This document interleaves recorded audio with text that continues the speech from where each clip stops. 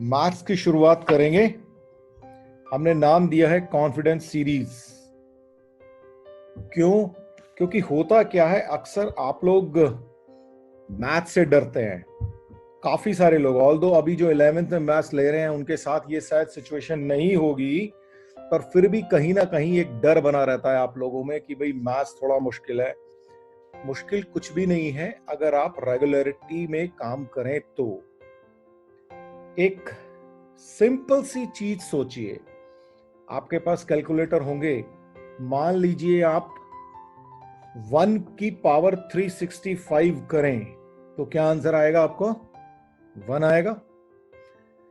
अगर आप थोड़ा सा इंक्रीज करें यानी कि जस्ट 1%, तो आपको मिलेगा 1.01। और अगर 1.01 की पावर आप 365 करेंगे तो what will you get? You will get 37.78। और अगर आप थोड़ा सा डिक्रीज करें यानी कि अगर आप 0.99 की पावर 365 करेंगे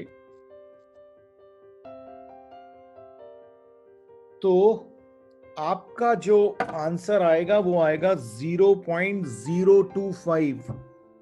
अब आप देखिए, रेगुलर वे में अगर आपने अपनी कैपेसिटी से जस्ट ज्यादा किया तो आप 37.78 पे पहुंच गए विद इन 365 डेज।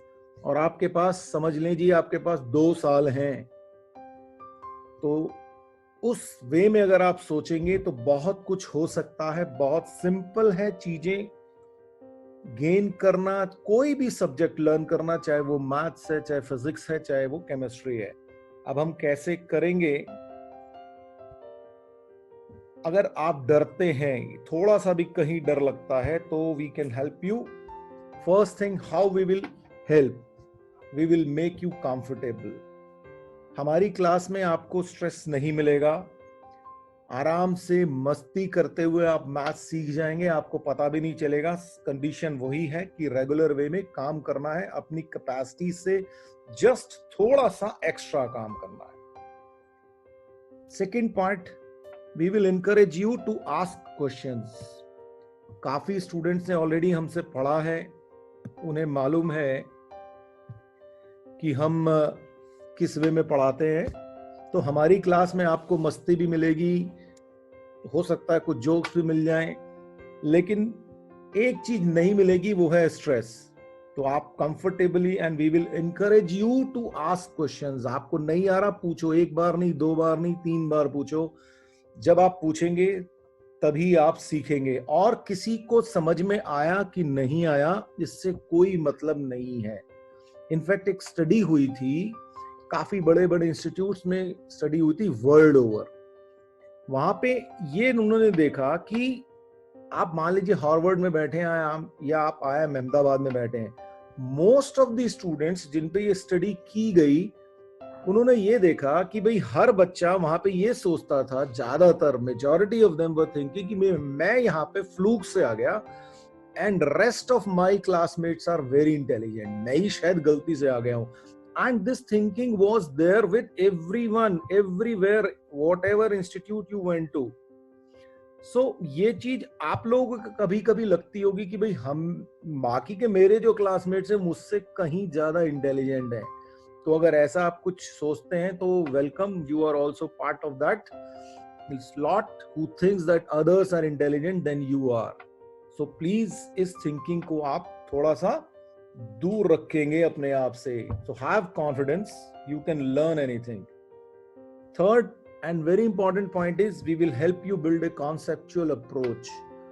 बहुत सारे लोग कई बार यहाँ पे आ जाते हैं कि भाई मैथ्स को आप ट्रिक्स बता दो सर, आप मुझे ट्रिक्स बता दो। कोई ट्रिक काम नहीं करेगी, मैं आपको पहले ही बता दूं। मैं आपको 1000 टिप्स भी दे दूंगा ना, तो भी आपका काम नहीं बनने वाला उससे, क्योंकि कंपटीशन में कोई भी क्वेश्चन जो है वो रिपीट होने नहीं वाला आपके लिए। तो वहां पे, और ट्रिक्स किस चीज के लिए बनी? ट्रिक्स बनी उन क्वेश्चंस के लिए जो कि एग्जामिनेशन में ऑलरेडी आ चुके हैं। अब वो क्वेश्चन तो दोबारा आने नहीं वाले, तो आपकी ट्रिप जो है ट्रिक तो है वो बेकार हो गई। तो इसीलिए कोई भी आपसे कितना भी कहे कि भी ये ट्रिक सीख लो, कोई जरूरत नहीं है। ठीक है, एक आध आपको समझ में आ जाए, समझ में तो सभी कुछ आएगा, लेकिन उस पर ज्यादा बिलीव करने की जरूरत नहीं है। Build a conceptual approach and that will be our aim in these classes. We will give you the concept, जो भी बेसिक्स क्या है, क्योंकि अल्टीमेटली आईआईटीज का भी जब एग्जाम होगा तो वो भी बेसिक्स की बात करते हैं। अभी few months back I was interacting with a professor from IIT Kanpur.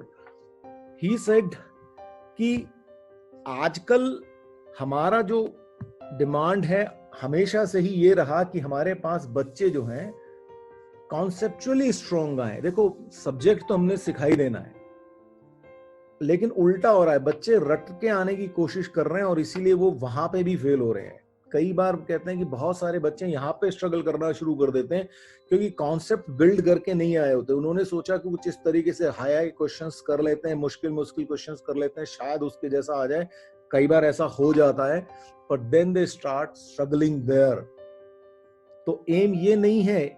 अब भाई कोई भी एग्जाम आप देंगे तो उसके दरवाजे तक तो लेके चलेंगे, लेकिन अंदर तो और भी ज्यादा मुश्किल होने वाली है ना।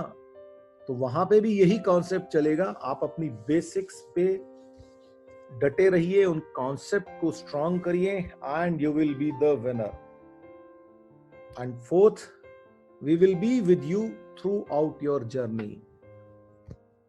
हमारे को स्टूडेंट्स रात के 9 बजे भी क्वेश्चंस भेजते हैं, रात को 10 बजे भी क्वेश्चंस भेजते हैं। We try our best to help there at that particular time as well. अभी कल ही इनफैक्ट आप ही में से एक स्टूडेंट ने हमें रात को क्वेश्चन भेजा कि सर हमें ये सॉल्व करा दो। ऑल्दो वो चीज उसने पढ़ी नहीं, but we welcome this step कि वो कुछ आगे पढ़ने की कोशिश कर रहा है। इनफैक्ट आई थिंक रात को 10 बजे मैंने उसको उसका सोल्यूशन भेजा।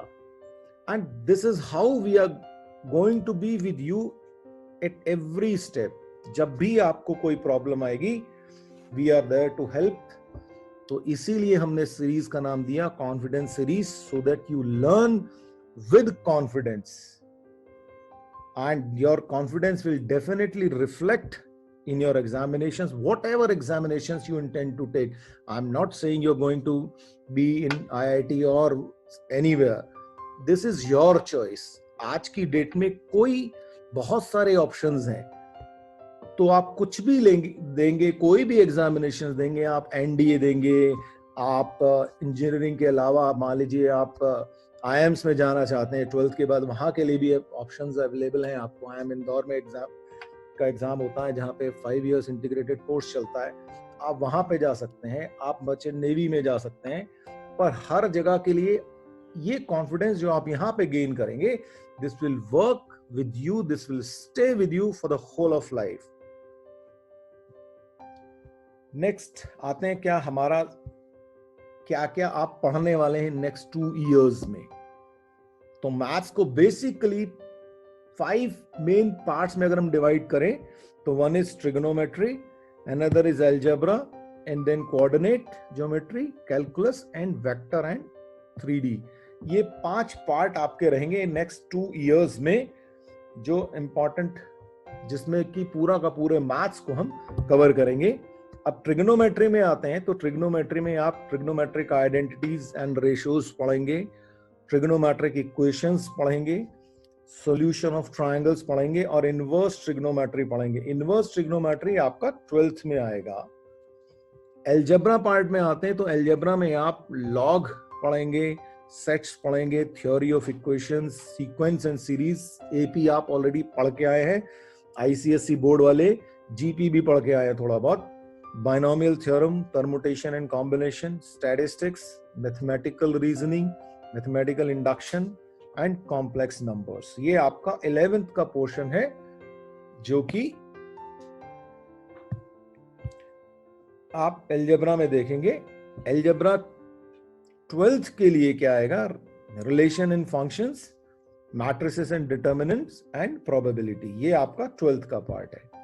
कोऑर्डिनेट ज्योमेट्री आपकी 11th में आ जाएगी। स्ट्रेट लाइन पढ़ेंगे आप, सर्कल पढ़ेंगे, और उसके बाद पैराबोला, इलिप्स एंड हाइपरबोला। इसको आप कोनिक सेक्शन भी बोलेंगे।